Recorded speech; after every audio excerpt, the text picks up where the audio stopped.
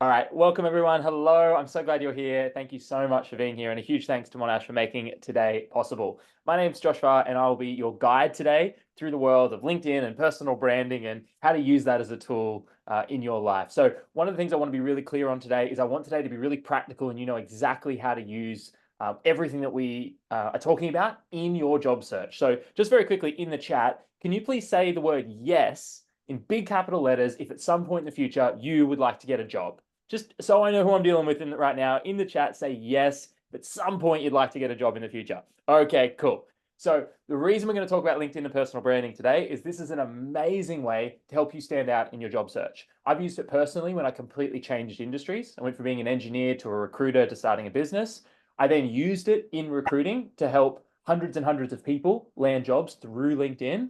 And then finally, I used LinkedIn to build my business. So over the last 8 years, we don't run paid ads. I don't have to send cold emails to people's inbox who've never heard of me before. We share all the best stuff we do. We highlight the amazing partners and staff that we get to work with. And our hope is that the more we give, the more will come back. So the real principle I want to share with you today is not some idea, something that I did in a LinkedIn learning course. It's something I've lived in my life for more than 10 years, and I'm hoping to give you the best of the best today.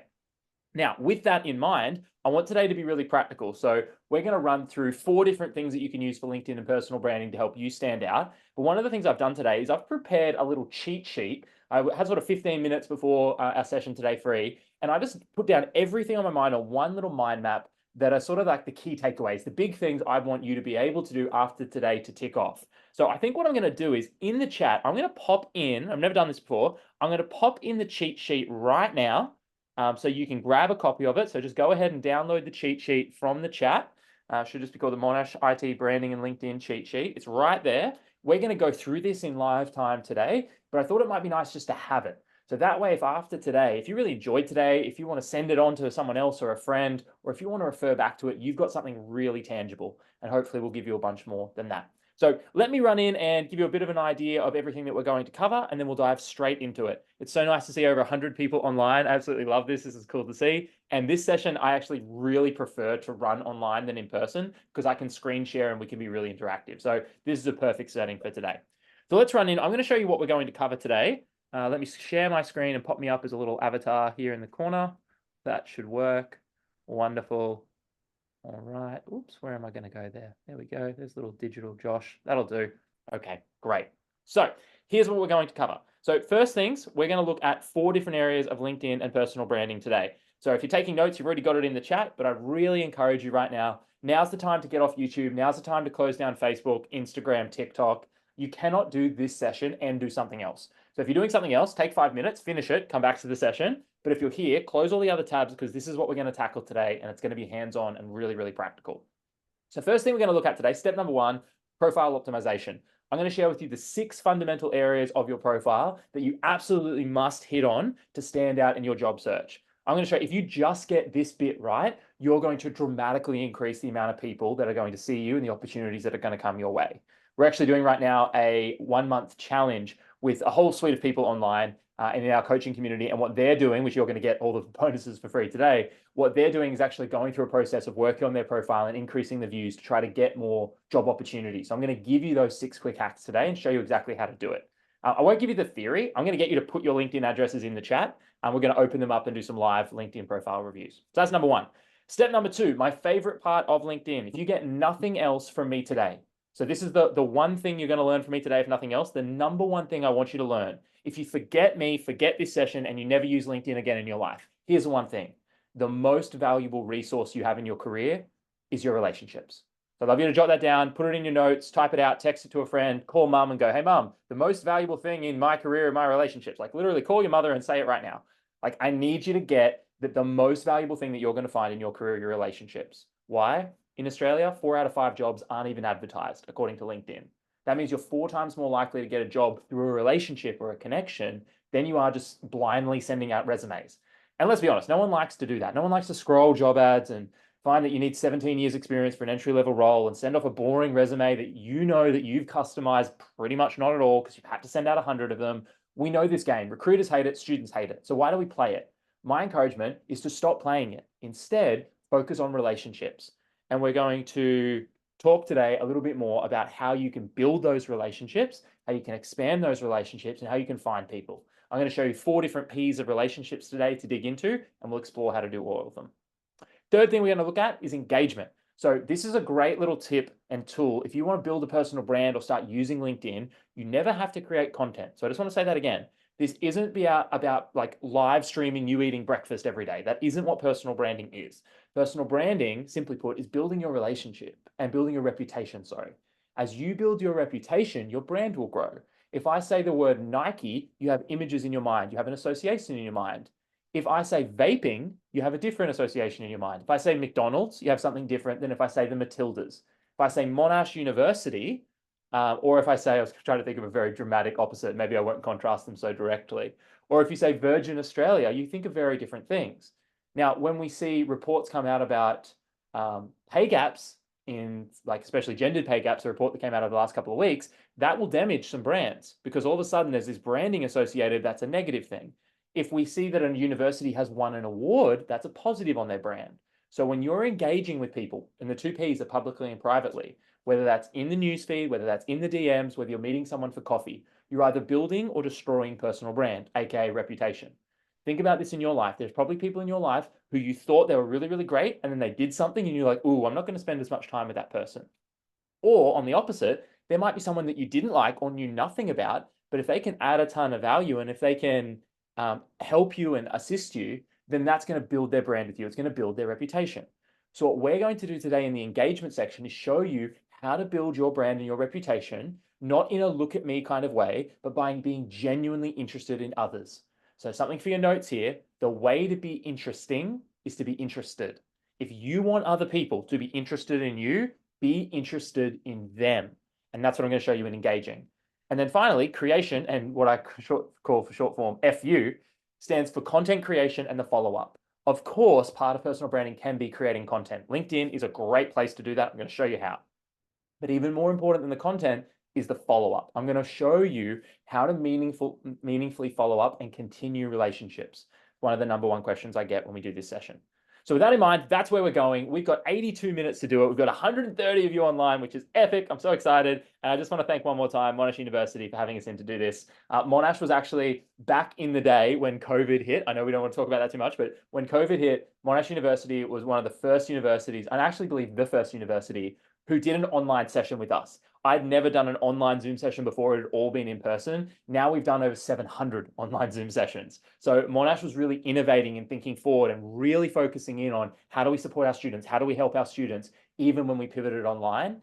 And now we're still doing that 5 years later, which is amazing. The reason I mentioned that today is if you enjoyed today, if you get value out of today, please reply to the staff member who told you about today and say thank you. Let them know that you appreciate it. Share what you got from them. And if you put a piece of content on LinkedIn or if you write someone a recommendation, tag the staff members in it. Let them know that you're at this session and you got value out of it if I can deliver on my promise and this session's helpful. So that'd be my big thanks to Monash and a big thanks to you. So without too much further ado, let's get started. Step 1 of building out your profile. We're going to look at profile fundamentals. Now you've got this in your download, so it's already there. So rather than focus on this screen, let's get some LinkedIn pages up and start doing this in live time. So what I'm going to look for, these yellow boxes here, these 6 yellow boxes, are the simple things that we all need to do to optimize on our page. I'm going to show you how to do it. But rather than give you the theory, let's do it in practice. So what I'd love to hear from some people in the chat, can you please share with me your LinkedIn URLs? So that's if you're on LinkedIn, it's like the website up the top that links to your profile. Every single one of you has a unique LinkedIn URL. So if you log into LinkedIn, yeah, we're getting a couple in the chat here. This is cool. This is cool. We're going to open up a couple of these. And I'm going to look at 2 or 3 of them, and I'm going to look for what's working well and what could be improved. So if you see your LinkedIn URL up here, it's good to see. So just take anything that I share with you as constructive feedback. All right, let's do it. All right, cool. So let's review a couple of these. First and foremost. So what we're going to do, I'm just going to pin this down the bottom so I can get rid of that. Okay, great. So first thing we're going to look at, profile photo. So what I love across these different pages here is we've got profile photo here, profile photo here, profile photo here, which is all wonderful. Stop these messages popping up. Great. Now, a couple of things to improve them. What you want your profile photo to look like, 2 things. You want to be smiling in it. It's for the Australian workforce. You want to be smiling, so big forward-facing smiling. And secondly, you want it to look how you would look at work, really simply. So if Bonson, I'd just say redo it with a big smile. Second thing, if that's what you'd wear to work, perfect. Michael, bit of a smirk, give us a big smile. We want to see a big smile. If that's what you'd wear to work, perfect. Saket, big smile. This sort of looks like it's been cropped from something else. So I try to take a dedicated photo. What does that mean? It's standing with a blank background or a background at work, and it's getting a headshot where you're facing straight on. Now you can look slightly to the side, and with that big smile, that's perfect. But if I look at this photo slightly out of focus, and as I say, first impressions count. So try to make that first big impression, big smile facing the camera. That's great. So overall, all these photos are 8+ out of 10. If you don't have a profile photo, that's step number 1. Step 2, profile optimization. And we're going to go quick today. So if I talk quick, you just listen quick, and then it'll all balance out. Step number 2, cover photo. So look at this for Saket. Big, gray, empty square. So for Saket, that's a little red cross for you today, my friend. That's the first thing I'm going to want you to improve. Look how different this looks on, okay, Michael's kind of there, but a bit kind of bland. Don't really know what that means. And big, beautiful photo on Bonson. Not as sure what that actually represents. So here's what we want to do with the cover photos. The cover photos should showcase you doing something, showcasing the skills that are on the job ad. So if we've got Bonson in the chat there, can you let me know, Bonson, what sort of job might you be looking for in the future, my friend? We've got Bonson in the chat. Please let me know what would be the job title that you might be looking for in the future. Bonson wants to get us a job doing what? Let me know in the chat. Machine learning and data analytics. Okay, cool. So let's just say, for example, let's take this one and we're going to do data analytics. In fact, let's go to jobs. Let's type in data analytics. All right, we're going to pop that in there. And let's just say for simplicity, we're going to put this in Melbourne. So we want jobs in Melbourne. That's fine. And then we're going to do experience level. So let's just say internship or entry level just to get started. Okay, great. So let's say this is one of the things that we were looking at. And let's say for simplicity, we said graduate analyst. Let's just say this is what we were going for. Okay, great. Now, if we scroll down through this job ad, here's what they're looking for, right? So this is super important. Now, strictly speaking, it's not a job finding workshop, but that's literally what LinkedIn is used for. So what we want here is any discipline, including all of this. Okay, great, which you've probably done. Then have a look at what the second dot point is. The second thing they say they want the most: highly developed empathy, interpersonal skills, and a strong drive to contribute or make the world a better place, right? So a skill set like that isn't showed here. Now, it's a beautiful photo, but it doesn't show me those skills. Versus imagine if you were out, and let's just scroll down through your profile and see what you're involved in. Okay, team leader at Bounce, right? This is awesome. So see this team leader at Bounce? I had to scroll down to see that. Like I see Bounce Inc. here, but I don't know what Bounce Inc. is if I'm a recruiter. Bounce Inc. So for 2.5 years, you've been working, leading parties, addressing concerns, organizing clients. This is perfect. I love when the universe works out, Bonson. So what I want from you is you in uniform at Bounce Inc. You know, of course, if there's kids involved, like you don't get photos of kids and you get permission and all that good stuff, but a photo of you literally showcasing these skill sets. And the biggest mistake people make and students make is they go, well, I'm studying computer science. Why would I show my part-time job? Because your part-time job is literally the second dot point on what they're looking for. The top skills that employers want are all around communication and teamwork and empathy and leadership. So you want to show people that you're doing that. So for like the Jedi level of cover photo at the top, show the skill sets that are in the job ad. Now, if that skill set doesn't pop up and you go, well, strategy, consulting, and public policy, you might show yourself speaking on a panel or being at an event or networking with people in public policy. But be really conscious of that page, right? LinkedIn was bought by Microsoft. Microsoft is nearly a $3 trillion company, right? With a T. They're not screwing around. The reason why the first thing they show you on a LinkedIn page is this big, bright visual is a picture is literally worth 1,000 words. So I want you to keep that phrase in mind. Please write it in your notes. A picture is worth 1,000 words. 1,000 words of your impression to an employer is being made in your first 2 pictures. And if you leave it as a big blank square, you've missed 1,000-word opportunity. So that big cover photo should show you showing the skills that you've actually got, right? With people, doing things hands-on. And here's the really honest truth, my friends. You're at Monash University, which is a great uni. You're getting a great degree. But I don't know if you've noticed, but there's 140 other people on this call, all competing for the same jobs, let alone Melbourne Uni, UNSW, Swinburne, VU, universities all over the world. When you leave and go into the workforce, it's competitive. And my belief is, why not take all the advantages that are available? You have a LinkedIn profile, we need to optimize it. And you want to get that photo showing the world what you actually do. Okay, so that's a big one. So if you haven't done that yet, that is a big, big, big one on the profile. Third thing we're going to do, and Saket, I love that you're here. I love that you're obviously using LinkedIn. You've got a lot of connections. I want to really turbocharge this for you. Third big thing, and the third mistake that students make all the time is they do this. They say, I'm a student. Here's the problem. Student at Monash University, two things. One is the default that LinkedIn sets for you. And two, it doesn't help an employer. An employer does not benefit in any way if you're a student. Like, who cares? The employer does not care.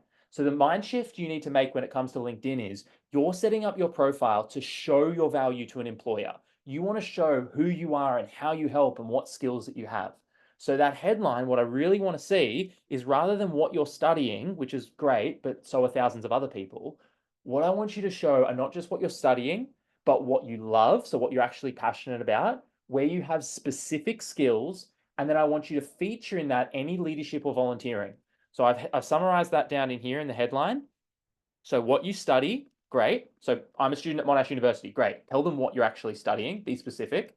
What you love to do, like what do you actually care about?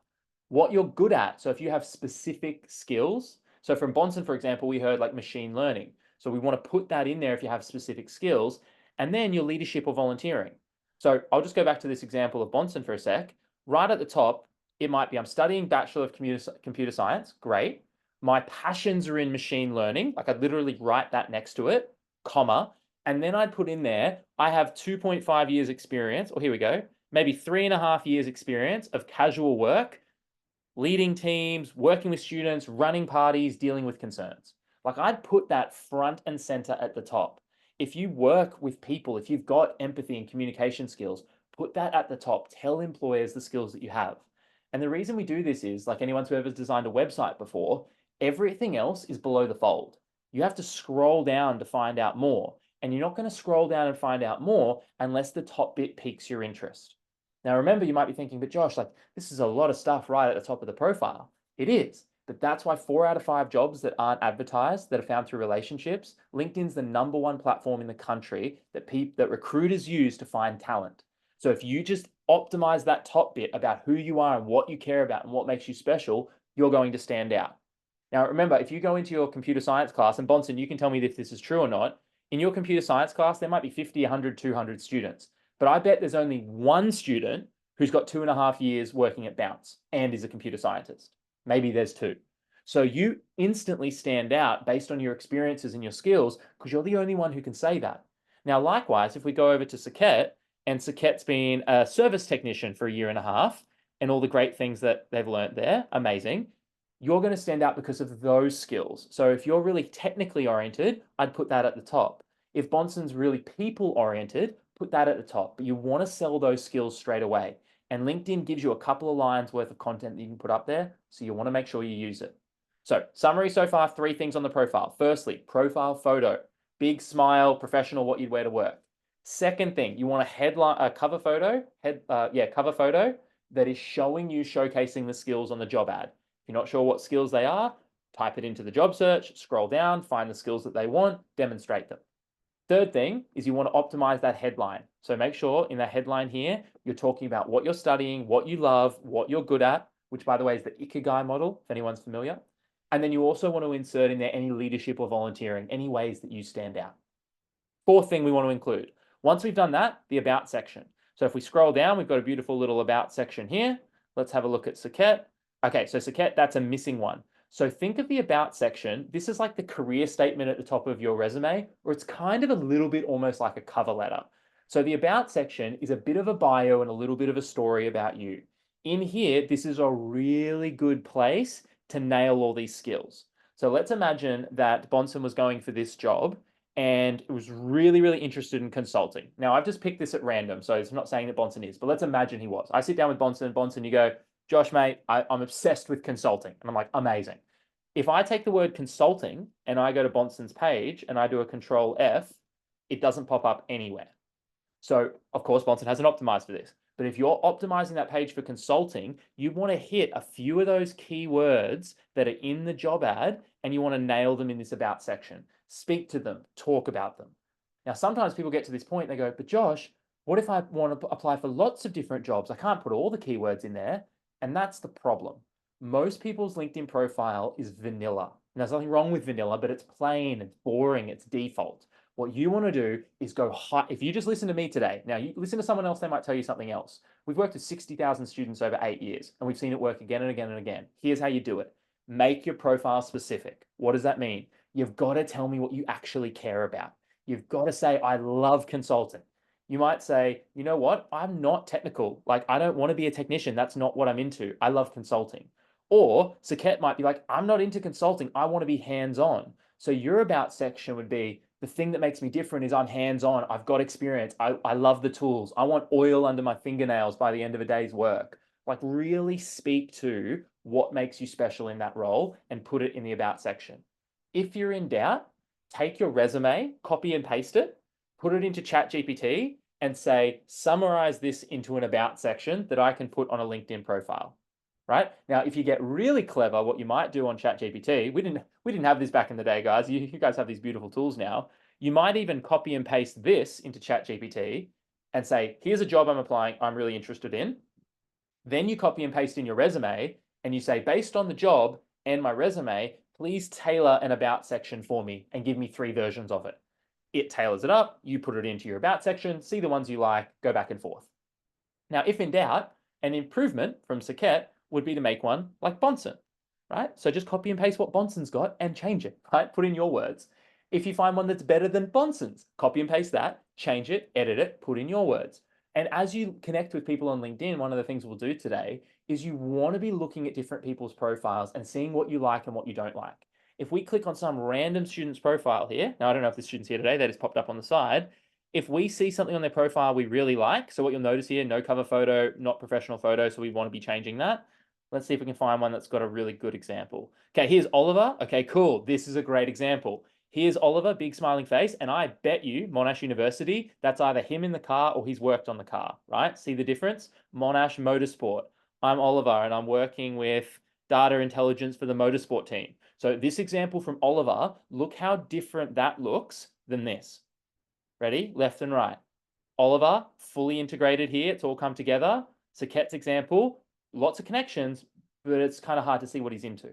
So if in doubt, this example from Oliver, who I've just kind of picked at random, I don't know if Oliver's here today, is a really good example of integrating it. The photo matches the image, matches where they're working, matches their about section. So number 4, the about section. Make sure you get that with your headline, use ChatGPT, output it. You want it to think of like a little cover letter. All right, 2 more before I get interacting with you. We're going to look at experiences and featured content. So experiences, and I bet Oliver's got a couple good ones here. Okay, so he's sort of, but he's missing it a little bit. Your experiences are what you've done. So think of this as either work or volunteering, and it's an example of what you've actually done.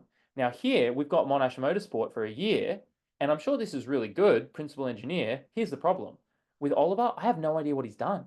He's been there for a year and a month, but I have no idea if he's done any of these things, right? If I go to Saket and I scroll down, Saket's actually got some really good examples. So, okay, I've worked as a service technician, and here are some dot points about what I've actually done.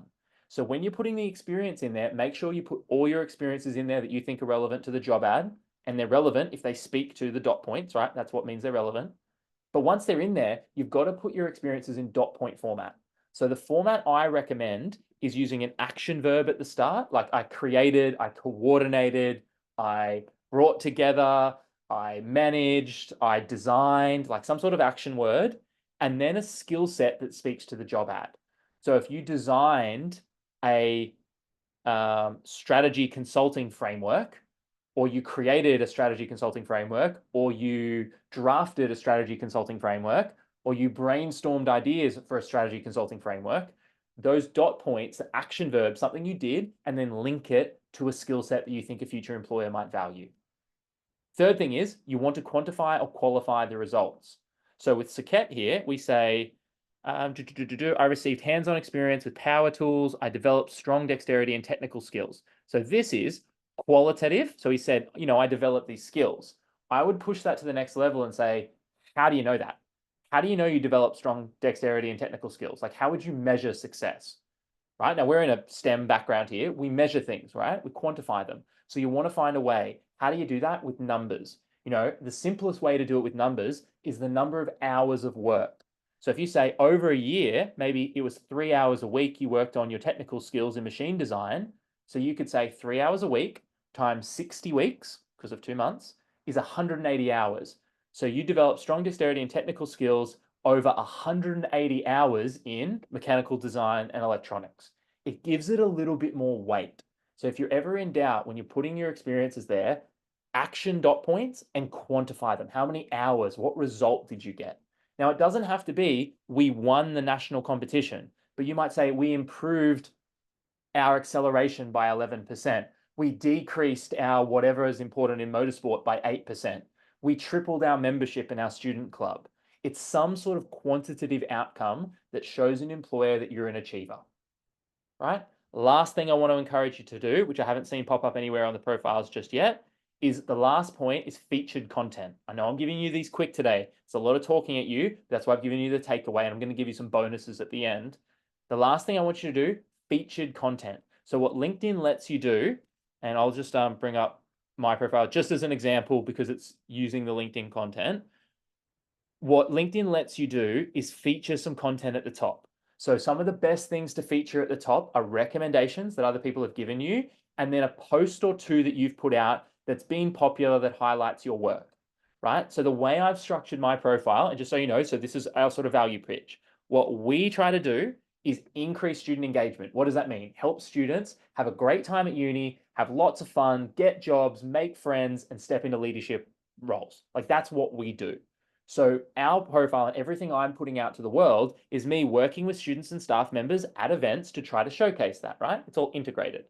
Now, when I scroll down here, because we work with staff members like Kartik and the team who've brought today to you, the first couple of recommendations I've got here are from some staff members. So if you're working and you want to get a job in computer science or data analytics or machine learning or whatever it is, maybe think about someone who you've done a project with or for before, who can write you a recommendation and say, this person's got skills in the area they say they do. Because it's one thing for you to say you've got skills. It's very different for someone else with a little bit more credibility to do so. So if you can, one thing I'd really encourage you to look for, recommendations. And by the way, you can do recommendations with group members. So if you're in a group project or a team or a volunteering project, which I always encourage students to do, you can actually write recommendations for one another. Now, of course, you want to be honest about what they've done and quantify and qualify them, but they're really good things to put at the top. If they say we're working with our friend before and we're looking for a job in strategy consulting, and the recommendation is, hi, my name's Josh. I worked with Oliver or Saket in a project. They did the strategy consulting portion. They were really, really efficient, a pleasure to work with, great team member. That's a great little recommendation to get started. Also, sometimes people go, Josh, how do I put KFC as a thing on LinkedIn? Well, you might message one of your colleagues or managers from KFC and ask them to write you the LinkedIn recommendation, and then them as your manager, it sits there. So that's number one. Second thing for the recommendation, a piece of content.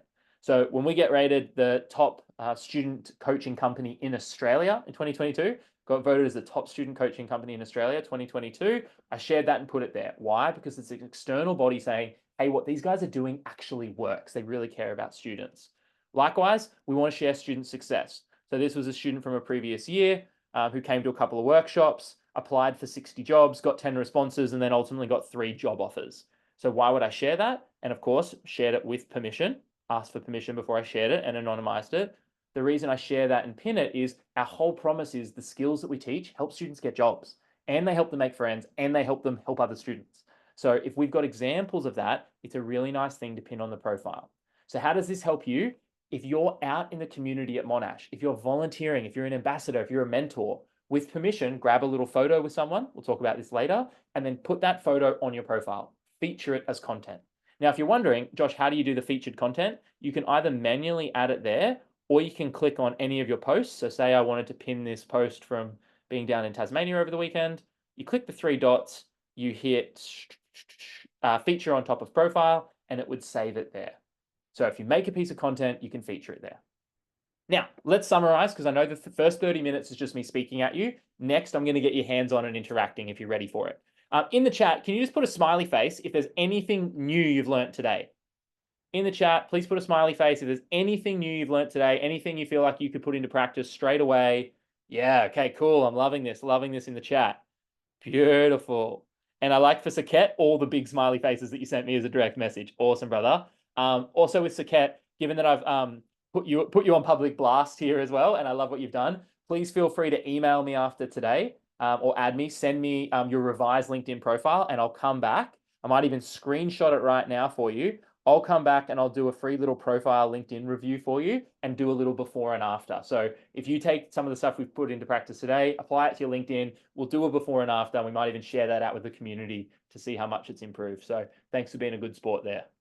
All right, so these are the big things we need to do. Now, how do you do this? Really easy. What I'd love for you to do right now before we go, I'm going to play some music, then we're going to move on to step 2. We're going to look at actually building your connections and relationships. Before we do that, I'm going to play one corny pop song in the background. And here's what I'd love you to do. I need you to listen to me very carefully. I want you right now to go to your calendar and sometime before the end of this week, so today, tomorrow, Friday, Saturday, even Sunday, sometime in your calendar in the next 5 days, I'm going to ask you to please put 30 minutes into your calendar and title that calendar hold LinkedIn profile review, right? So say, for example, I was going to do this afternoon. I would go to my calendar. You're like, is he really going to show us how to do this? Yes. I would go to my calendar, 3:30 to 4 o'clock this afternoon. I don't have any meetings. And I type in LinkedIn profile review. And I want you to hit save. I want you to lock into your calendar 30 minutes where after today, you can come back to this and actually sit down with your profile and do the steps. So take 30 seconds in your calendar, lock in LinkedIn profile review for sometime in the next few days. And when you've got that locked in, I want you to say, Josh, I've locked it in the chat.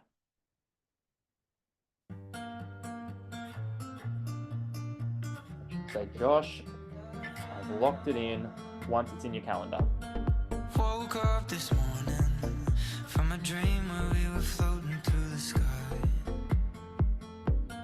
counting the stars and what you might even do is do a screenshot of your LinkedIn profile before and then do a screenshot of your LinkedIn profile afterwards. And we can put that as a LinkedIn post. I'll show you how to do that.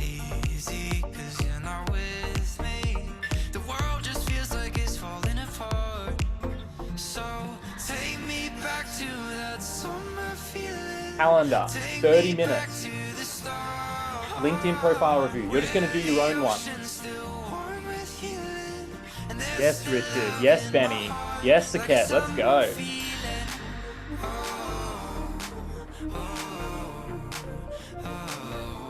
Like a summer feeling.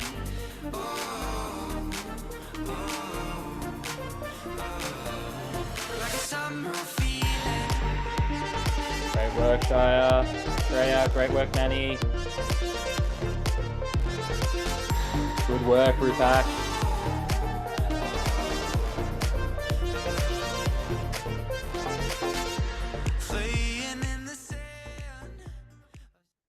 All right. Beautiful. Now we're going to come back to this a little bit later, but I mentioned one of the things you could do is actually think about this as a cool piece of content. So I'm just going to show you right now, whenever I have an idea of something that I think could be interesting and help people, I always think, how could this be a piece of content? So let's just say we did really simple and we did before, and then I'm in Canva, by the way, if you've never used Canva, free Australian software, great one to use. I'm going to do before and after. Now, if I was to upload here, file from the desktop, and I'd go, okay, here's my before. I might whack that image there. Maybe I resize it or scale it. And then I'd be doing an after. So let's say it was that before. I've got it someone else's profile from another workshop here. And we go, boom, that's after. Now, obviously, you haven't changed who you are in that time, but it's your profile. It's going to be, your name's going to be the same. But imagine if you did a before and after. Now, you might even take that as a piece of content, share that on LinkedIn, download it, save it, share it, and go, hey, I just attended the event with Monash IT, tag the staff members, thank you so much for putting this on. Here was my profile before, here's my profile after. What do you think? And it's a great way to share your learnings. It's also a great way to keep you accountable. So that's just a little bonus, but that's the sort of thing I'd be thinking about after today. We want to see a really clear line in the sand before you came to the workshop, after you came to the workshop, and what's different. All right, let's move on to the second step of today. So I said there are 4 things we're going to cover today: Profile optimization was just one of them. We've done really, really well. We've ticked that one off already. Let's cover the second part, relationships and connecting. So in your notes, if you haven't got it written down yet, I really encourage you to write it down. The most valuable resource in your career are your relationships. That's the most valuable resource, right? So everything you want in life, I believe, somebody else has access to or has. If you want the job, someone has the ability to give that to you. If you want the loan for the house, someone has the ability to give that to you. If you want a customer, if you start a business, someone has the financial resources that you might want to exchange for the value you have. Someone else has what you want. So what we want to be able to do is first find a contact, a person, and then we want to start to build a relationship. I heard once, I love this quote, the difference between a contact and a contract is the R, and the R stands for a relationship. I know it's a little bit corny, but I like it. Contact is someone in the world that you can literally speak to. You can DM them, you can email them, you can call them. But the difference between whether they're going to work for you or hire you or consult with you or whatever it is whether they feel like they have a relationship. So what we're going to do now is we're going to think about 4 different ways we can build relationships. So the first one we're going to start with today, the 4 P's to cover off to get really good at today in the hour and a half we've got. When it's 35 minutes in, the first P are peers. So peers are a really, really good group to connect with and build relationships with. Why? 4 out of 5 jobs come not from what you know, but who you know. Got to get a great degree at a great uni first, but then it's who you know. And a study by Stanford University showed you're 2/3 more likely to get a job through what they call a weak tie connection than a formal connection. What that means is someone you meet in a workshop, someone you meet in a group project, someone you meet at a networking event is actually much more likely to help you find a job than your best friend. Why? Because you've got 1, 2, 5, 6 best friends and family members, whereas you have lots of looser connections. So the first group of people to think about connecting with are peers. So I'm going to give you a quick little activity on how to do this today. I'm just going to stop sharing my screen so I can set it up for you. And we're going to do a little peer networking activity. What this means is 140 people online today. You're going to have a chance to leave today with more than 150 or nearly 150 new connections if you want them. Now, I'm not saying you just go online right now and connect with absolutely everybody, but you could. And the reason I'm saying that you could is because what we want to do is get you over the hump of, I'm nervous about connecting, I don't know who I'm connecting with, and we want to give you that opportunity. So let me share this with you really quickly. Quick little Google sheet where you're going to have the chance to enter very simply today. Very, very simply, you're going to be able to enter what your name is, what you're studying, what your interests are, and then a link to your LinkedIn profile so people can connect with you. So I'm just going to put this in here. Monash IT event. Boom. Here's the link in the chat. All right, let's go. So what I'd love everyone to do really quickly is please click on the link that I'm putting in the chat right now. Link in the chat right now. Click on that link, and that's going to take you through to a Google Sheet. What I'd love for you to do in that Google Sheet, and don't all write in row number 3, just pick a row at random, like scroll down, maybe you go down to row number 86 or something like that. Pick a row, and in that row, put your first name, put your last name, put what you're studying, and then put some of the things that you're interested in. What are your topics? What are your hobbies? What would you feel comfortable someone reaching out to you and speaking with you about? And then in column E, the blue column, what I'd love for you to do is share in there your LinkedIn URL. So the reason we're going to share our LinkedIn URL today, first P of connections, is so when you leave today, you can connect with the other people who are on this call. Now, again, why do we do this? Because we want to expand out those social connections, right? We really want to expand this out. So I'm going to give you a couple of minutes. If you can't edit the sheet, you can always do it later. I'll send a follow-up email after today with a link to this sheet. So if there's too many people in the sheet, that's totally fine. But if you can access the sheet, I want you to jump in the sheet. If you feel comfortable, share your contact details in there, just your LinkedIn URL, nothing else. And once we've done that, just for the next minute or two, we're going to move on to the next P of collaboration. So take a minute or two, drop your details in the sheet, and then we'll move on in 2 minutes.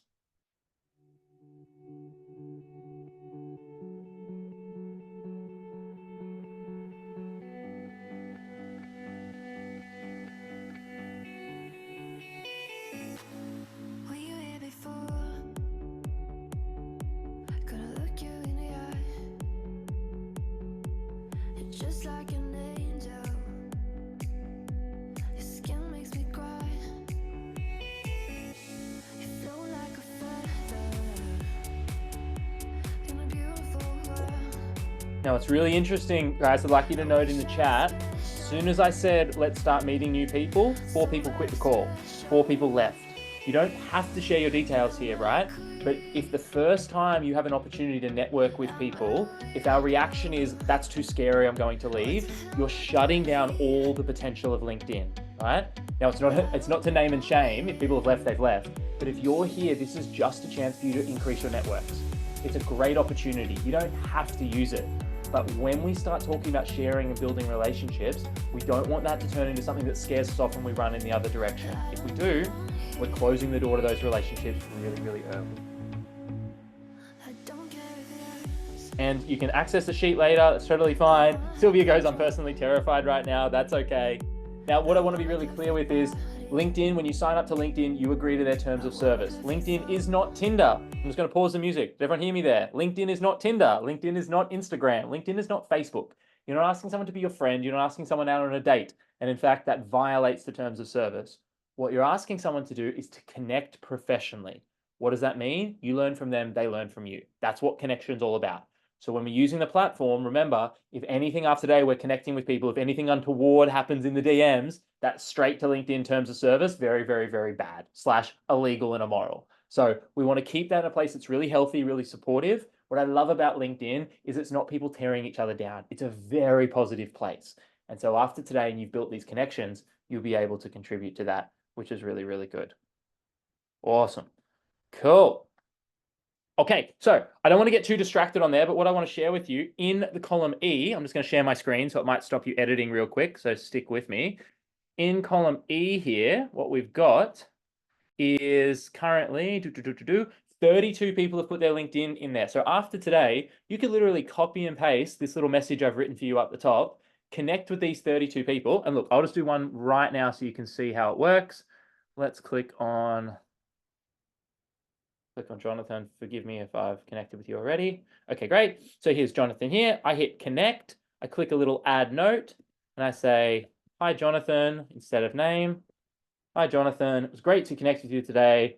Love to connect and learn more about what you want to get out of this, let's say, this year. Smiley face, send.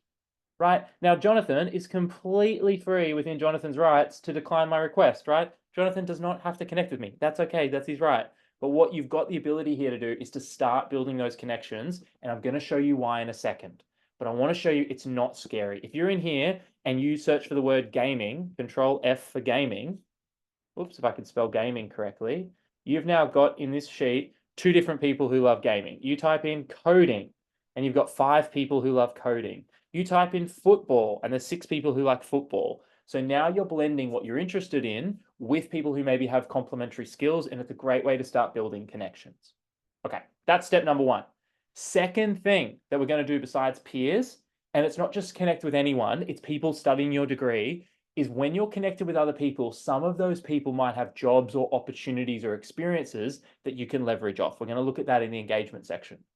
Second thing we're going to look at is how do you connect with past students or alumni. So I'm going to show you, this is a tool that's normally like the most popular thing that we read about in the feedback survey. So at the end of today, I'll do a feedback survey, of course, and I'll send you out a certificate of completion. So if you make it all the way to the end, by the way, you get a certificate of completion for today, a bunch of free bonuses. I'm going to send all that to you after today. The reason I say that is this in the feedback survey, and I read your feedback, is normally the most popular part of the workshop. So this is normally a tool that most people haven't used before or don't really know how to use. So if you've trailed off, come back, pay attention to this bit. This bit's really important. I'm going to show you right now how to use the alumni tool. So the alumni tool here, a little alumni button on the Monash University page, you go through to people or click on alumni down below. And there is literally, like, I don't know if you guys are hearing me right now. This is epic. There is literally a database of 270,000 alumni at Monash that you can search by keyword. That is insanity, right? So before, when we had one of the students up on the screen, was talking about machine learning. So if I typed in the keywords into here of machine learning, for example, machine learning, it would show me the computer says 3,500 alumni who have machine learning somewhere on their page, right? Now, not only do they pop up all down here and you could just start connecting with them, meeting them, messaging them, you can also, this is my favorite tool, scroll down and look at where they work, right? Are you guys hearing me right now? So you can type in a keyword of what you're interested in or your degree, in case you're wondering who hires students at Monash for that degree, and you can literally find what companies they work for. So if you're interested in machine learning and you scroll down and let's say you wanted to work for, or you're interested about NAB. You go, okay, NAB. Maybe you bank with NAB and you go, I'd like to work for NAB. You click on NAB and then you scroll down and it will show you the 46 people who, and I need you to hear me right now, call it the triangle of success. Base of the triangle, went to your university. Other base of the triangle, studied what you studied. So they have the same resources as you, the same starting place. And now where they've gone is a job that you're interested in, NAB. So study what you studied at your university, and now they're at NAB. And so imagine that you were interested in what NAB does with certain graduates in a particular field. Well, you might scroll down and click on someone. Let's say you think Azel looks friendly. You scroll down and read a little bit about Azel and all the cool things she did, data analytics, and worked at Monash University. And look, she has a great little about you section. Notice her about you section literally says all the keywords like I was encouraging you to do. And she's been in the fraud team. Ooh, that sounds interesting. Ooh, but before this, she was a sleep scientist. Okay, cool. So you want to look on someone's page for what's interesting about them, right? So she was a sleep scientist for a bunch of years, and now she's worked in fraud for nearly a year. So for me, when I'm reaching out to these people, when I find someone who I find is interesting, you're not asking them for a job, right? You're asking them to talk about themselves. This is really important. When you send the message to someone, so you find Azel and maybe you want to find out a little bit about NAB and the machine learning program or what they do, you want to ask them to talk about themselves. So if I reach out to Azel and I'm like, okay, I want to know about NAB. I know that she was a sleep scientist for how many years here? Let's say, at least sort of looking like 3 or 4 years from 2019 to 2021 or 2023. So let's say 4 years. So you want to find a couple of things that are interesting. Sleep scientist for 4 years, NAB for nearly a year. And then you want to reach out and ask her to tell you more about that. So here's how I do it. I'd hit connect, I'd hit add note, and I write something like this. Now, I'm going to show you this in 3 sentences. First sentence. Now, you obviously delete the numbers, right? Sentence number 1. Hi, Azel. I'm Josh. First sentence is about them. Got nothing to do with you. Hi, Azel. I see that you were a sleep scientist 4 years and are about to celebrate your 1-year anniversary at NAB, right? Something about them that shows you've read their profile. Second sentence is about you. I'm studying computer science / machine learning at Monash too, and really interested in the NAB grad program, right? Sentence second. Third sentence is when you ask them to talk about themselves a little bit more, right? I'm going to break this down one more time in a second. First sentence, all about them. Second sentence, about why you're reaching out. And remember, Azel studied this at Monash. So like this is the sort of like a little bit of nepotism, sort of reminding them of that they were there too. Third sentence is your ask. Could we connect? So I could ask about your experience at NAB, some version of that. Now, if you've missed a couple of characters there, once you delete these sentences, it'll all kind of work out, but some version of that. Now, I just wrote that really quickly, so maybe you'd massage it a little bit, but here's what's important to know. The first sentence is all about them. Show them you're actually interested in them. The second sentence is about what you and them have in common. Now, you don't need to say, I saw you were a machine learning student and I saw you went to Monash, because that's implied. But you want to tell them that that's true for you, because that answers the question of like, why is this person reaching out to me? And then the third thing you want to add in there is you want to ask a question. Could we connect? Why? So I could ask you about your experiences at NAB. So I could ask about the fraud team. So I could learn more about your career journey. You want to ask them to talk about themselves. Really, really important. 3 quick little sentences there.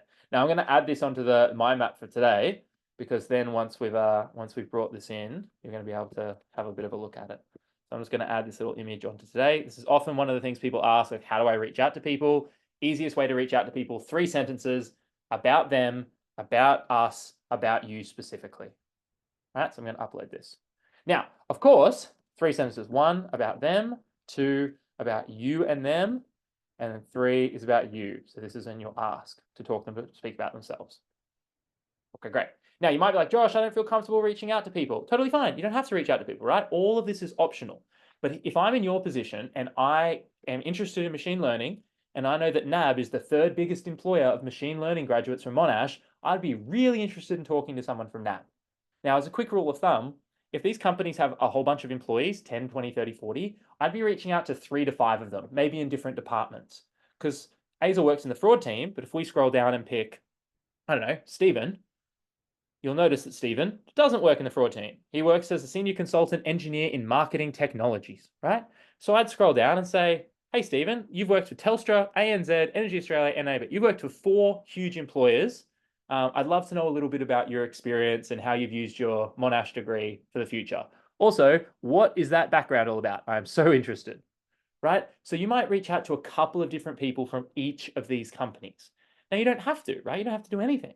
But you might be, if you don't know where to go with your degree, or you're looking into different pathways, or there are particular interests that you have, try a couple of them. You might say, oh, Seek's a bit interesting. Like, I'd like to learn a little bit more about Seek. Reach out to a data scientist, a full stack engineer, an analyst, maybe someone, you might even find someone who's in recruitment if you're lucky, or an engineering manager. Reach out to a few different people. And here's the most important thing. I need everyone to hear me on this today. If you ask people to connect and they don't connect with you, you're in the exact same position as you are right now. Can everyone say exact same position in the chat for me? I just need to know that you've heard me right now. In the chat, please write the words exact same position. In the chat right now. Good. If you reach out to somebody and you ask them to connect and you do it in a transparent way, you're going to say anything inappropriate or do anything to hurt your reputation. But if you reach out to people and they don't connect with you, you're exactly where you are right now. You haven't gone anywhere backwards. And sometimes I think people are scared of like this fictitious consequence. Nothing's going to happen, right? Now, if you DM every single person and you add them like 10 different times and it starts to become a bit crazy, then that's different. But if you connect with 3 or 4 people and you're like, hey, I'm a student, I'm working really hard, I really care about my career, and I'd love for you to tell me about yourself, it's very, very hard for people to find any sort of problem with that. That's literally what the platform's designed to do. So if you start reaching out to people, you might reach out to 3 people from 10 different companies, right? And let's call that very quickly. Let's say you reach out. What's my little whiteboard doing here? Okay, great. Let's draw here. Let's look at a funnel. Let's say you reach out to people. You reach out to 10 companies times 3 people each. So that's 30 people. Let's then say on the background of that, you then, of those 30 people, let's say how many respond to you? Let's say 10 of them respond to you. Of those 10 who respond, let's then imagine that you've got 5 people who say yes to connecting with you. And of those 5 people who say yes, you might have 4 people, or let's say 3 people, who want to have a conversation, who are willing to have a Zoom call, who are willing to have a coffee, who are willing for you to visit their office, or even just willing to answer your questions on LinkedIn, right? Now, if you reach out to 30 people tonight, you might have 3 coffees next week. Whereas what most people will do is they'll go through a whole degree before they ever reach out to 30 people, or they might never. The worst thing is they'll wait till they're about to graduate and then frantically start to add everybody, right? But if you just made a point to say, okay, what if every week I reached out to 10 new people or 30 new people or 5 new people? The funnel will take care of itself. You reach out to a certain number of people, a certain amount of people see it, they say yes, they have a conversation with you, and you learn something about them. So the reason why I want to share that with you is this is something that I'm still doing today, 8 years into the business. I look at one of the techniques I'll show you today. I put out content, I share the things I learn. I look at the people who react to that content. If there's people who react to it that I don't know, I connect with them and send them a message and say, hey, thanks for liking kind of my content. I was just wondering, tell me a little bit about what you do.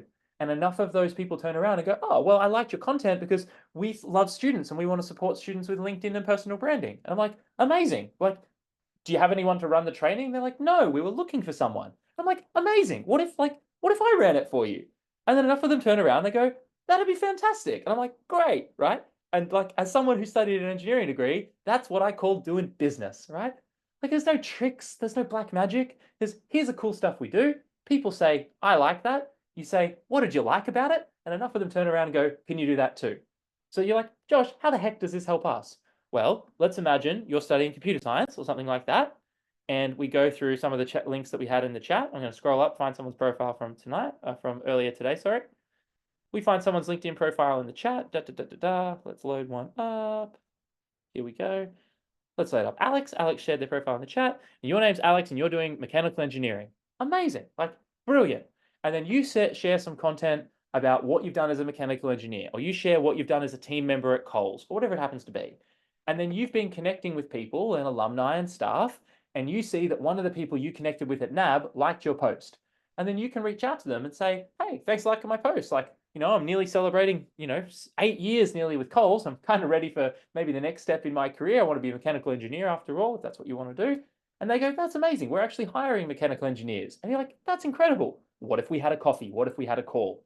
So the whole process of connecting with people and what we're going to move into soon around creating content is a way to share with the world what you can do for others and then start to build those relationships.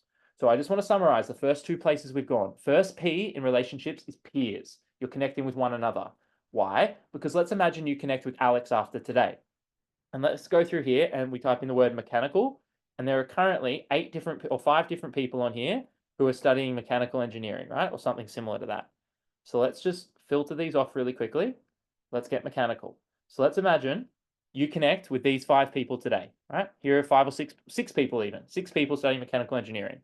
And Alex is one of them, right? So let's imagine you connect with Alex and you're following Alex on LinkedIn and connecting with Alex, and you see Alex in a week or a month put out a post that says, I just got my first engineering job with whatever I'm doing, right? Wonderful. And then you reach out to Alex and you go, hey, Alex, congratulations on getting that job. I was actually at that LinkedIn workshop with you and Monash and Josh, 3 months ago. I just wanted to know, how did you get the job? And Alex goes, oh, well, actually, the company's growing really quickly. They're hiring like mad. They're desperate for engineers. And you go, well, that's interesting because my name is Sylvia and I'd love to work as a mechanical engineer. So the reason why we build these connections today is literally just take this as first principles. The engineers in the room will appreciate this. By definition, one of the 6 of you is going to get a job first. Like one of you is going to get a job first. Who's it going to be? And if you're connected with all the other mechanical engineers from today, when that person does get that job, you'll be the person who says, congratulations, well done. Now, you might then apply for them in the future, or you might comment on the post and the recruiter sees it. You just never know where these opportunities are going to pop up. So firstly, we connect with our peers because you never know what's going to happen next. Secondly, when you start to think about your career, start reaching out to alumni. Why? Because they went to the same uni, they studied the same thing, and now they have the job you might want. So you're 2/3 in common with them. You've got more in common than you have that's different. The only difference they do is they have the job, and you're asking them to talk about themselves to tell you how they did it. Really simple steps. Okay, third group of people that you wanted to be connecting with, and I'm just going to put it on blast today, and I hope Kartik's cool with this. You want to be connecting with staff, right? So if you're at a workshop, and sorry, let me just grab Kartik very quickly from the chat. Hold on, very quickly. Ooh. Now, I'm not saying, and by the way, again, this is just a request, right? So it's not a guarantee that someone's going to connect with you because everyone uses LinkedIn slightly differently. But if we type in Kartik, right, Senior Engagement Manager, if you're in the workshop today and you're coming to this workshop that Kartik and the team have put on and you're not connected with Kartik, or you're not at least following, but I really recommend connecting. If you're not connected yet, first thing I'd recommend, hit connect, write a little personal note and say, thank you for the workshop, etc., and connect. Here's why to do that. Now, if a staff member doesn't connect with you, don't worry about it. You're in the exact same position as you were previously.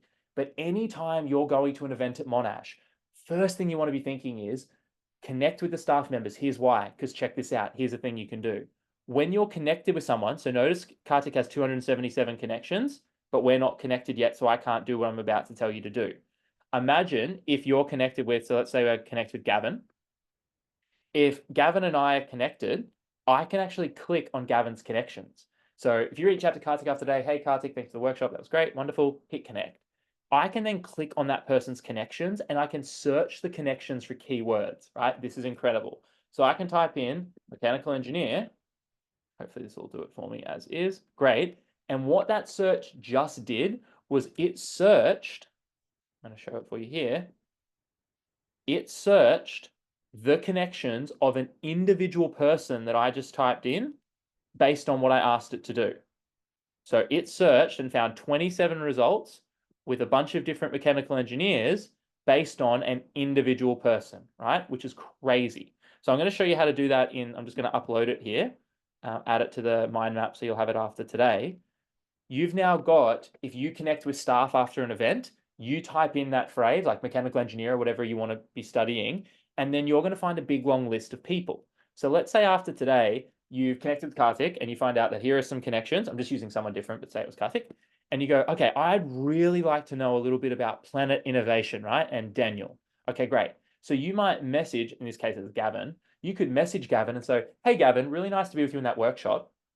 I was just looking through your connections and I saw you're connected with Daniel Baruti.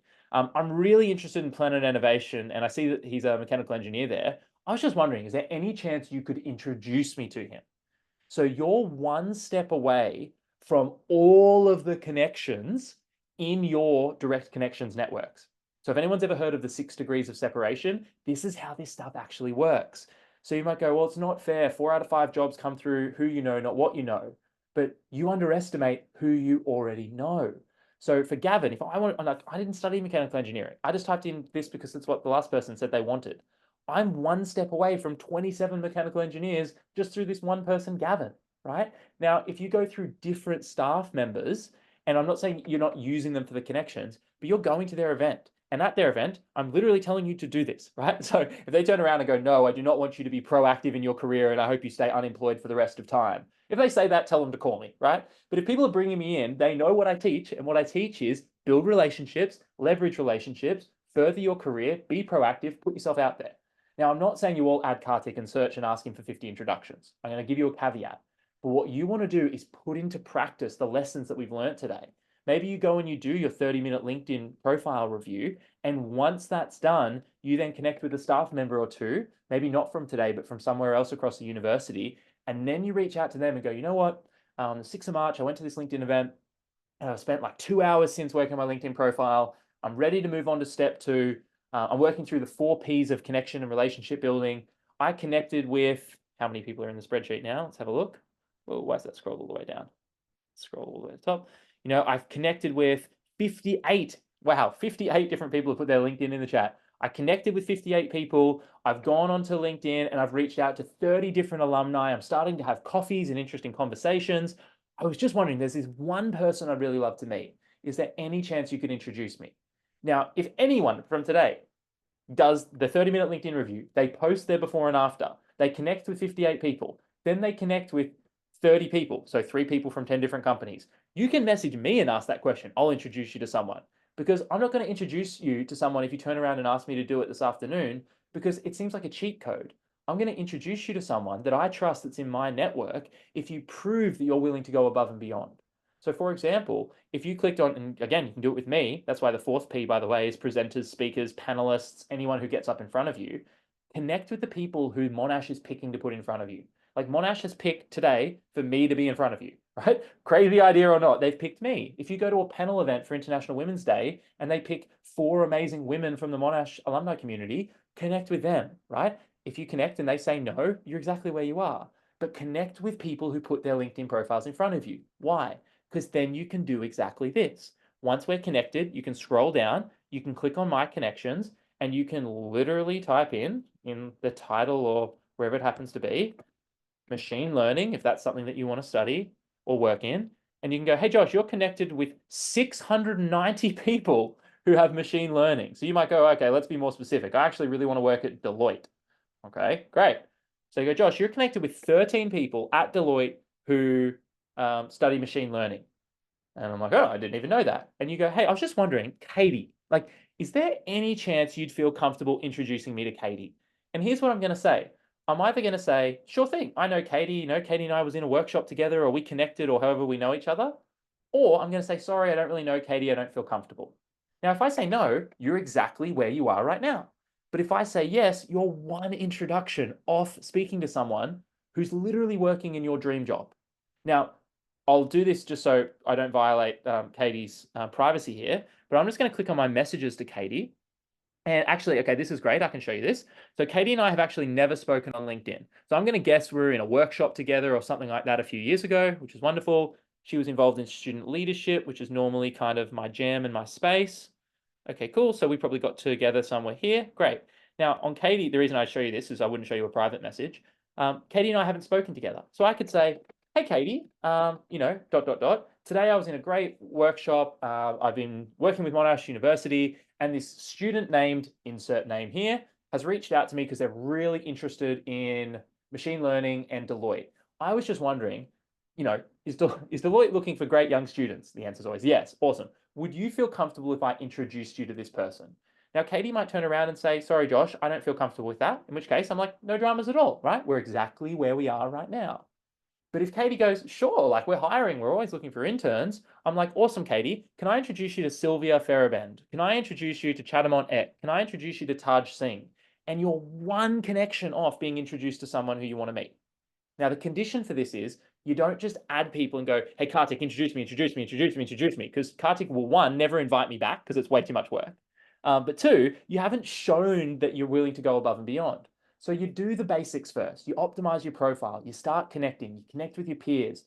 And then 30 days later, this is a trick, by the way, 30 days after you attend an event, always check back in with people from the event. So like if I'm you right now, I'm going to my calendar on the 6th of April, and I'm putting down the names of some people you met here, me, some staff members, whoever it is. And in your calendar, I'm saying, reach out to these people. Reach back to them and go, hey, I went to that workshop a month ago. Here's what I've done since then. Imagine you go to an employment event by Deloitte on campus and you hear from a recruiter, let's say it's this afternoon. And then on the 6th of April, you reach out to them and you go, hey, Samantha, hey, John, I just wanted to say thank you so much for coming to Monash a month ago. You mentioned this book that you said was really helpful. I actually read the book and I've been putting it into practice in my life. And I just have a couple of questions. Is there any chance I could grab 10 minutes of your time to talk about it? I promise you, you'll be the only student who does that and you'll stand out instantly. Deloitte will come to campus. Deloitte will get 200 resumes from Monash students and they'll only be able to pick a couple of them. But that recruiter will only hear from one of you a month later about what you actually did. So if you want to stand out, if you really want to leverage this connection thing, you don't need to do this when you're connecting with your peers. Just connect with your peers. That's amazing. You don't need to do this when you're connecting with alumni. I've showed you how to reach out to alumni. When you're reaching out to staff or presenters, connect with them on the day. Say where you met them, but then put in your calendar to reach out a month later. Tell them what you've actually done, and then they'll be much more likely to introduce you. Little hack. All right, cool. So your actions for here, and remember you're doing your LinkedIn profile check-in sometime in the next 5 days. Actions from this step, we've got 22 minutes left. Actions from here, firstly, connect with all your peers from today. Just get comfortable connecting with people, build those relationships. Someone's going to get hired, you might as well be the first one to congratulate them. Second step, use the alumni tool. Go to the Monash page, click on alumni, dig through it. And in fact, what I'm going to do in the chat right now, I'm going to give you a little bonus. I actually created a toolkit of how to use the alumni tool. Here it is. So I created this a couple of years ago. I'm going to put it in the chat right now. This is a short little LinkedIn PDF that breaks down step by step how to use that alumni tool function, how to reach out, how to send messages. It's in the chat right now. So if you want to download that, that's a free little toolkit from me to you, which just breaks down that process we went through of how to use the alumni function. Really, really cool. Third thing to do with your peers, connect with professional staff. So like the person who literally sent you the invite to this event, look up their name on LinkedIn, hit connect, write them a message that says, hey, I actually went, thank you so much. Hit connect with that person. And then fourth, it doesn't have to be me. This is hard to say without it sounds self-serving, but whether it's any panelist, any speaker, any MC, anyone who says, here's my LinkedIn, connect with me, jump on their page and connect. So if this is me today, I'd be like, guys, if I can help you, like we've worked with 60,000 students. If I can help, connect with me on LinkedIn. Like literally grab the URL, hit connect. You don't even have to write a message. I'll know it's from you. I'll connect with you. 30 days later, ask me to introduce you to someone. Like test me. You can see if I'll actually follow up my word. I promise you, I will. Right? So it doesn't matter if it's me or anyone else. If you go to another event, you go to the Monash International Women's Day event, right? I'm sure there's a couple coming up. Beautiful. Here we go. International Women's Day, counter in. Okay, cool. So if you go to this, Sheena Watt, MP, I would literally connect with her on LinkedIn after the event. If there are other panelists that are going to be speaking here, Sharon Pickering, right? So if you go to the event and you hear from Sharon Pickering, I would be jumping onto LinkedIn. I'd be typing in Sharon Pickering. Now you go to the event first. That's important. And then I would literally connect with the Vice Chancellor and say, hey, Sharon, I went to the International Women's Day event. Thank you so much. Here's something you said. I'd love to connect with you. Like, why not? Why not connect with people? Now, if Sharon gets up there and goes, Look, students, I love you. You know I love you, but I get 700 LinkedIn requests a day. I literally can't handle them all. Then, like, don't do it. But if Sharon gets up there and goes, hey, students, I actually want to hear from you, connect with me on LinkedIn. Like, if someone says that, do it. Why wouldn't you? Because 30 days later, you can go back and say, hey, I did the things you said I'd do. I actually took the challenge. You're connected with so and so at NAB. Any chance you could introduce me? Like, you literally have nothing to lose. So I don't know if we're in church right now. I feel like I'm giving a bit of a sermon on this. The reason I'm so passionate is we've seen it work again and again and again. My dream, I'm going to be so selfish for a second. Are you going to listen to me? My dream is in the next week, month, couple of months, I'm sending Kartik and the organizing team screenshots with your permission of the message you've sent me where you go, hey, Josh, I actually did that thing you said and I got a job at NAB. I got a job here. I got a job there. I had a really interesting coffee. Like, my dream is I hear from you in a week, a month, 6 months about how you've used this to further your life and your career and help other people. And then I can send that back to the organizing team and go, it worked again, guys. More students got jobs. Like, we're not here just to give you a lecture. We're here to say this stuff works, but it takes work. I hope everyone heard that. This works, but it takes work. Now, by the way, you know how I asked you to put 30 minutes in your calendar? If you're really up for this, if you're really up for leaning into LinkedIn, I'm going to ask you to make a little change. That 30 minutes that you put in your calendar for today, for sometime in the next week, you put 30 minutes out of your whole week aside to do LinkedIn. We got 15 minutes left today. I'm going to ask you if you're up to it, to open up that calendar link and make a little change. I'm going to ask you not to just put 30 minutes in your calendar for LinkedIn profile review, right? I'm going to ask you to repeat it every single week. So if you've put in your calendar for like Thursday afternoon at 3 p.m. to do a LinkedIn profile review, I'm going to actually ask you to make that a repeating calendar invite. And what I want you to do is save that in your calendar. So each and every week, you've got some time to work on your LinkedIn profile. And you might be like, but Josh, what do I do for 30 minutes? I can only optimize my profile so much. Sure can. First one, update your profile. There's always going to be something you can update. Once you've updated your profile, connect. Who do you connect with? Peers. You connect with alumni. So you might say, I'm going to connect with 10 new alumni. I'm going to connect with professional staff. Right? And I'm going to connect with presenters, panelists, speakers. So I'm going to think about all the events I've been to in the past week. I'm going to look them up on LinkedIn. I'm going to send them a LinkedIn request. And then what you might also do is you might do a 30-day check-in. So you might say, is there anyone I connected with 30 plus days ago who I should check in with? Now, if you throw up on your LinkedIn profile 1 to 3 new things you've done or achieved, you put an extra dot point on there, you update your photo, you do something like that, then you start connecting. You go, okay, am I connected with my group project members? Am I connected with students in my network? Have I connected with some new alumni? And then you reach out and you do a 30-day check-in for some new staff. If you do this on a weekly basis, not just one-off, it's going to go from this like technique where you updated your LinkedIn and, you know, that's all well and good. But what's way better than that is on a weekly basis, you sit down and go, what can I do to make my LinkedIn better? What is something that I can do so that every single week I'm adding to, contributing, and making my profile and my networks better? Because doing it once is great. Don't get me wrong. Doing it once is amazing. But if you can do this regularly, you're going to stand out even more. So just really quickly on that and why that's super important, I'm going to add it into our slides. And by the way, I'm going to give you an updated mind map at the end of today, plus the recording. I know I'm speaking quick. That's why you've got time in your calendar to do this, right? Is I'm going to ask you to put in your calendar, make it reoccurring, right? Make 30 minutes per week reoccurring, and it's going to give you more time to do this. And by the way, this is what university does. University doesn't go, hey, you're going to study, accounting 1A. Let's just do it in week 1 for an hour and then we'll be done with it. They go, you got to come back next week. And then you go in week 2 and you're like, I'm back. And they say, you better come in week 3. And then like, oh, and then week 4 and week 5 and week 6 and week 7 and week 8, right? They get you to come back, not because they want to torture you, right? They get you to come back because repetition's the mother of all skill. And if on a weekly basis, you're checking it on LinkedIn, checking your inbox, connecting with new people, seeing who wrote back, if you make it a point in your calendar to check in, I want you to think right now, if you've got 4 classes this semester, you've actually got 5. You've got whatever 4 classes you study and you've got LinkedIn. Treat LinkedIn like a bonus 5th class. Think of it like your future career class. It only takes 30 minutes a week. You only have to check in a couple of little actions. Now, if you want to do 30 minutes a day and really get an A+ in the class, you're welcome to. But just 30 minutes a week is going to put you in the top percentile, right? It's really going to put you up there. And we've got 15 minutes left and 2 more things I want to cover. So I want to hear from in the chat in the start, when we did a profile, I asked you to put a smiley face if you learned something new about your LinkedIn profile. Now in the chat, I'd like you to do a smiley face, but with a capital D, you know, like one of those big smiley faces. Do a big smiley face in the chat if you learned something new just then about expanding your connections, meeting new people, how to send the message, how to use the LinkedIn function, alumni function. Yeah, okay, cool. Awesome. Good, good, good, good, good. Right? Now, bear in mind, guys, this is something I've used for 10 years. So I'm like trying to cram in 10 years worth of information, but that's why it's being recorded. That's why, or it was being recorded. Oh yeah, it is being recorded. Good. This button popped off my screen. That's why it's being recorded. We're going to share it with you after today. That's why we're giving you the alumni tool and the checklist and the downloads. But what's going to work is if you put some time in your calendar to really apply it. Okay, cool. Cool. Let's move on to the third step. We've got 14 minutes left.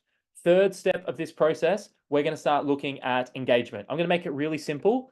There's two ways to engage, public and private. When you do it in public, you make a comment in the newsfeed. When you do it in private, you send someone a direct message, but it all follows the same framework. Framework I'm going to teach with you right now is something I've taught for years, but I heard someone put it in this language. I always think it's important to attribute it. And it was an entrepreneur named Alex Hormozi, who I absolutely love. And the way he described it was what he called ACA. So just so you know where the attribution comes from, ACA, and it stands for acknowledge, compliment, and then ask a question. So here's how it works. If I'm in my news feed right now, and I scroll down and I say, okay, first post that pops up. And I see this post from Chloe. And Chloe says, I interviewed some candidate for our SD team. It's important to remind him about your identity, blah, blah, blah, blah, blah. Visible success is what people see, like your LinkedIn. All the sacrifices you made, like putting time into your calendar to review LinkedIn, is the iceberg. So if I'm going to comment on a post like this, and remember, Chloe might be someone I want to work with or whoever's in my network, right? So I want Chloe to keep me top of mind, for example. I'm going to look at this stats. This is so good. 48 people liked the post, only 2 people commented, and one of them is Chloe replying. So just check this out real quick. Chloe made this big, beautiful post. 49 people, actually, 48 plus Camilla Clark, 49 people liked it, only 1 person commented, and Chloe wrote back to that person. So you get a 49x advantage by commenting. So the big principle here is comment, never like. Never like a post without commenting, right? Of course you can like a post, but never just like a post and move on, right? It's not a passive tool, it's an active tool. So if I'm going to comment on this post, I'm going to say something like this. I'm going to say, hi, whoever it is, acknowledge them, right? Tag them. ACA framework. The C, I'm just going to break this down real quick. A equals acknowledge, right? Now, I'm going to delete this afterwards, but just so you know what I'm doing. C equals compliment. I'm going to say, I love this metaphor. You can totally relate. I just spent 90 minutes with 140 plus amazing Monash students, top of iceberg, but spent 10 years learning the content to teach them, bottom of iceberg, right? Relate it to them, tell them a story, tell them that you love it or you appreciate it, and then tell them why. Tell them a little story. Last A is ask. I'm going to say, Chloe, what's happening, quote, underneath the iceberg to you right now that's got you excited about things to come in 2024, right? And I'd hit post. So what you'll notice is when I break that down, if I just zone in here and I'll screenshot it so we can add it to our little mind map. If I break that down, the post that Chloe would see is, hey, Chloe, I love this metaphor. Here's a little story about me. Just wondering what's happening underneath the iceberg for you, right? And I'll hit send. So that's out there. It's in the wild. Now, Chloe and I are good friends, and you probably know the framework that I'm using here. But it's a way of having a conversation where you don't go cool or thumbs up or like fire emoji. You actually show interest and ask a question. Now, I'll tell you why this is so important. Imagine you've done what I've asked you to do and you've spent all this time updating your profile and connecting with all these different amazing people. Then in your newsfeed is going to be populated by people who are sharing their posts and thoughts and ideas that you've just connected with. The people from Deloitte, from NAB, from the mechanical engineering companies. So what you want to do is then engage with them in a meaningful way that gets them to think of you. Because hear me, my friends, No one can hire you if they don't think of you. Now, they don't need you dancing around saying, look at me, look at me, look at me. But if you're not out there, if you're not top of mind, people can't hire you. They can't have coffee for you. They can't write you a recommendation. So if someone's gone to the effort of making a post, go to the effort of using the ACA, acknowledge them, tag them, compliment them, or repeat back to them what you've just read or learned, and then ask a question. And it could be literally anything. So someone says, oh, I've just got a new job at the University of Melbourne. Hi, Dr. Kushik. A. Second one, compliment. Super cool that you'll be doing sustainable businesses practices at the University of Melbourne. Third, ask a question.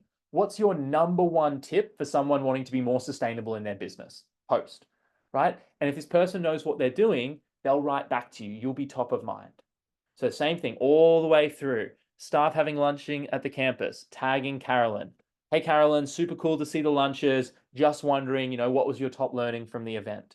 So always just throw it back on them. Give people a chance to talk about themselves because typically they love to. And third thing, by the way, if I didn't feel comfortable making a post publicly, what I could do is I could click on Chloe's profile. I could then click on message and I could say the same thing in the message. Hey, Chloe, I saw you made a post about the iceberg model. Absolutely love that model. I'd love to know, where did that come from? How did you come up with that? And ask a question, show interest in them. Now, some people go, well, this is being tactical. It seems tactical because I'm trying to break down how to build human relationships. But this is literally what you did on the playground. I don't know if anyone remembers their first day of kindergarten or year one or year two. There was a little boy or girl or person, and you went over to them and you were like, I like your hat. And they were like, I like your shoes. And you're like, are we going to be best friends forever? And now you guys are like each other's bridal party.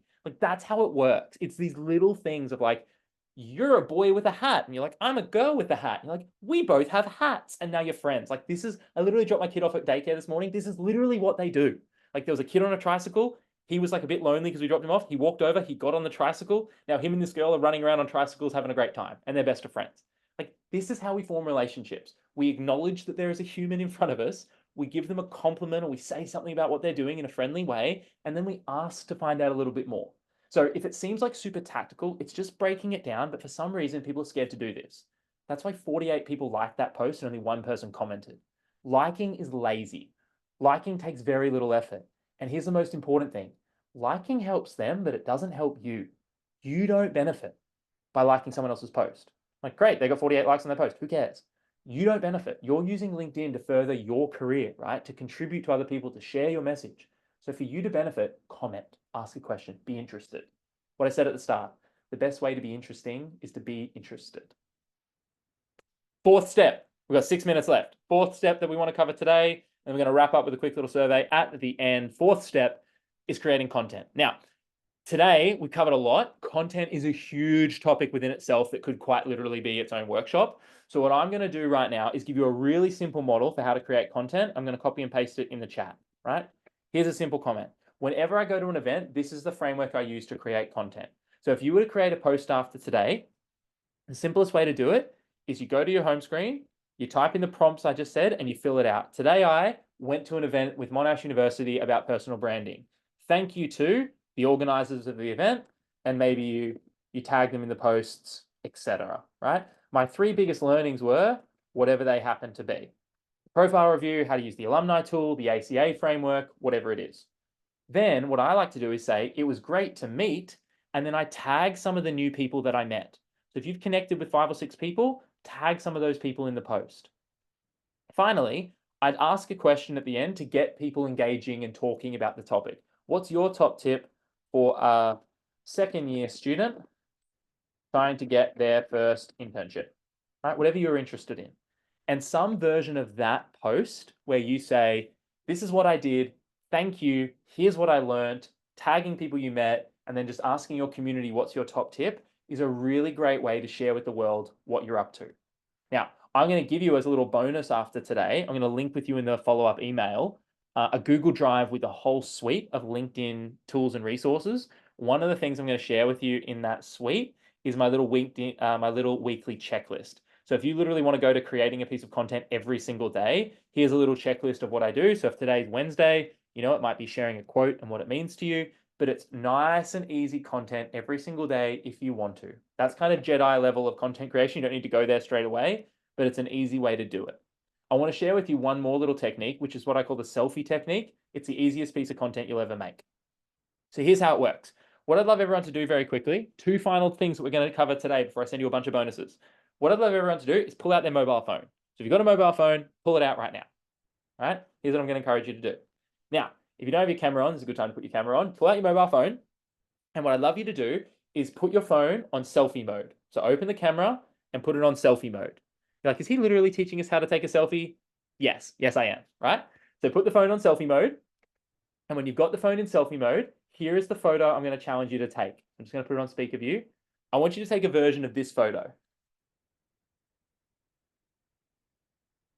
Okay. Here's the photo. So I want you to try it, or see if I hold it up there. I want you to take a version of this photo, right? And literally do it right now.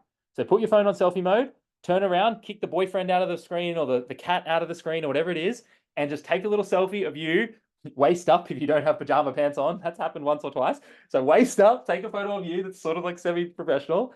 And that's the photo that goes with the post I just made, right? So that post that I just put up on the screen before, if you put that image with that post, it's here's what I am in the world doing. Here's the thing that I'm doing. Here's a description of what I'm doing. Tag the people and say thank you and hit post. And that's a great little post. That's the selfie style. So when you put that photo out to the world, whether you're at this event right now on Zoom, I know it can be a bit awkward. If you're volunteering on campus, if you're doing a mentoring session, you put your arm around your mentee or your mentor if they're comfortable, of course.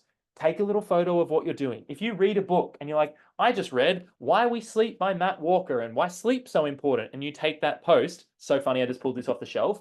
Imagine if you just connected with that staff member that we had up before who was a sleep scientist for 4 years. So you've connected with the sleep scientist, and then a week later, she sees you share a post about a book about sleeping. And then you go, and then all of a sudden she comments on it or likes it. And then you can reach out to her and go, hey, I just read the book about sleep. You're a sleep scientist for 4 years. Any chance you've read this book? And she goes, oh my gosh, of course I've read that book. It's amazing. Everyone on the planet should read that book. And you're like, let's have a coffee and discuss. And then you get hired at NAB.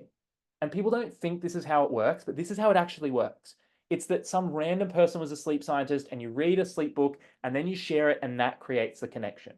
People are looking for reasons to hire you. You just need to join the dots for them.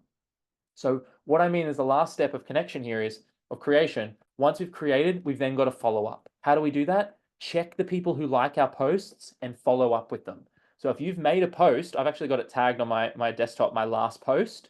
So if I put a post out, when was it? Yesterday, I've then got people who've liked this post and I might scroll down and send some of them a message. So you might have seen a bit earlier, Andrew actually popped up and sent me a message from King's College. That's because I clicked on Andrew's page and I literally sent him a message that said, hey mate, thanks for liking the post. Really appreciate it. How's everything going at King's College this year? So it's simple, easy, practical. Put a piece of content out there, people respond to it, and then you take responsibility for following up with those different people and having those career conversations. All of this is just about expanding your opportunities. All right, so today we've covered a heck of a lot of stuff. I want to send you out after today the updated mind map and a bunch of bonuses. And the only thing standing between me and doing that is putting a feedback form in the chat and having you fill it in. So if you'd please be super, super kind, can you please jump into the chat and click on this link? I've put a link to the feedback form. We'd love to capture your feedback from today. I send it through to the team at the faculty. So whether it's me or anyone else in the future, we want to make sure we grab your responses.